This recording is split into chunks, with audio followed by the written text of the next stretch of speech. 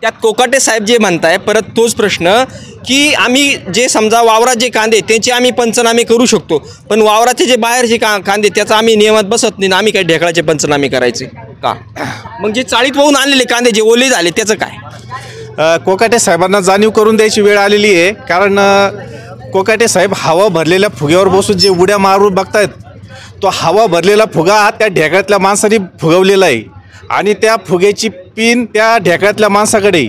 त्या माणसाने जर त्या फुग्याला पिन मारली तर कोकाटे साहेब धर्तीवर आदळायला 1 मिनटंसुद्धा लागणार नाही.